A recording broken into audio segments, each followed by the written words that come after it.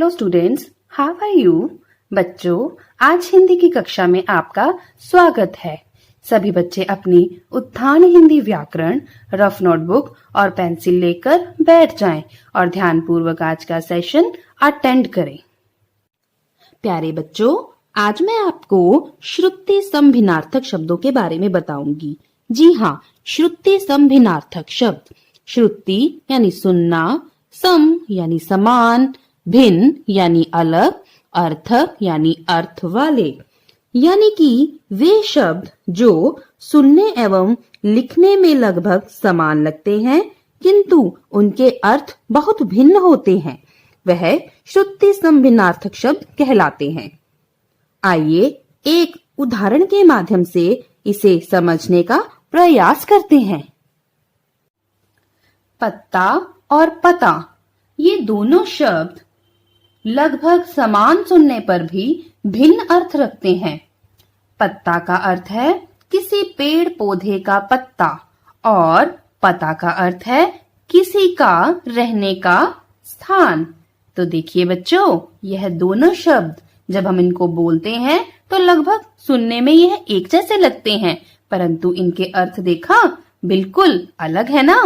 तो चलिए आइए आगे इसी तरह के और कई उदाहरण हैं, उनको जानने का प्रयास करते हैं। तो चलिए बच्चों, अपनी पुस्तक का पृष्ठ नंबर 35 निकालेंगे। पिछले सेशन में हमने 1 से 10 तक समान रूप भिन्न अर्थ वाले शब्द जाने। अभी हम इससे आगे पढ़ेंगे। समान रूप भिन्न अर्थ वाले शब्दों को ही श्रुति सम भिन्नार्थक शब्द कहते हैं। मैं आपको वाक्यों के माध्यम से दोनों शब्दों के बीच जो अंतर है उसको समझाऊंगी। तो चलिए स्टार्ट करते हैं। पहला शब्द और यानी तरफ। सूर्य पश्चिम दिशा की ओर से निकलता है, उस ओर मत जाइए। अगला शब्द है और यानी तथा। एंड, AND, माताजी और मैं बाजार गए, पिताजी और मैं बाजार गए। ठीक है, तो इस तरह से आप अन्य और भी वाक्य बनाकर इन दोनों के बीच का जो अंतर है वो बता सकते हैं। क्लियर? अगला शब्द है कपट यानी धोखा। छल कपट से दूर रहो। अगला शब्द है कपाट यानी दरवाजा। Door, DOOR। तेज हवा से कपाट खुल गया। अगला शब्द है दिन यानी दिवस। द को छोटी ई की मात्रा व और स, दिवस। महंगाई दिन प्रतिदिन बढ़ती जा रही है। अगला शब्द है दीन यानी गरीब। Poor, POOR। दीन दुखियों की मदद करनी चाहिए। अगला शब्द है आसन्न यानी निकट। मरणासन्न किसान ने अपने चारों आलसी पुत्रों को अपने पास बुलाया। अगला शब्द है आसन यानी बैठने का स्थान। गुरुजी आसन पर विराजमान हो गए। अगला शब्द है बलि यानी भेंट। प्राचीन काल में देवी देवताओं को खुश करने के लिए बलि चढ़ाने की परंपरा थी।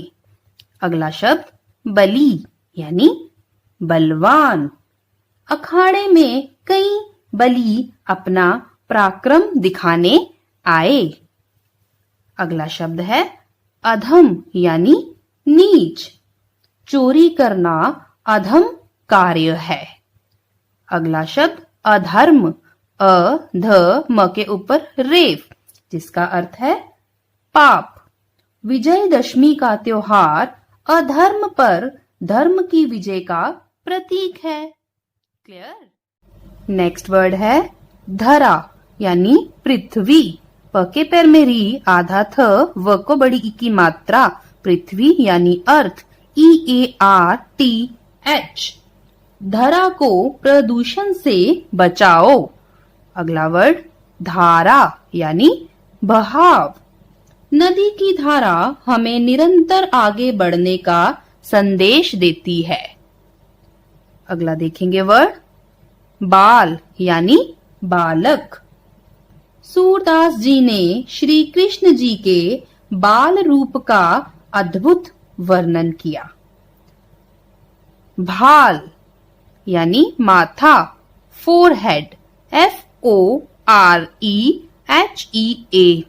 फोरहेड यानी सैनिक ने युद्ध पर जाने से पहले देश की मिट्टी भाल पर लगाई यानी माथे पर लगाई। अगला शब्द है शव यानी लाश, डेड बॉडी, DEADBODY। हिंदू धर्म में शव को जलाया जाता है। शिव यानी शंकर, मैं शिव की पूजा करती हूँ। अगला शब्द है परिणाम यानी नतीजा, रिजल्ट, RESULT, रिजल्ट। अच्छे काम का परिणाम अच्छा ही होता है। परिमाण यानी माप तोल, क्वांटिटी, QUANTITY। भौतिक पदार्थों का परिमाण करना मुश्किल है। तो बच्चों, पता चला कि यह शब्द सुनने में तो एक समान लगते हैं, लेकिन इनके अर्थ बिल्कुल ही भिन्न हैं। तो बच्चों, मैं आशा करती हूँ कि आप सबको श्रुति संभिन्नार्थक शब्द अच्छे से समझ में आ गए होंगे। अब आपने इसकी अच्छे से रिटन प्रैक्टिस करनी है। क्लियर? तो नेक्स्ट सेशन में हम फिर से मिलेंगे नए टॉपिक के साथ। तब तक के लिए गुड बाय।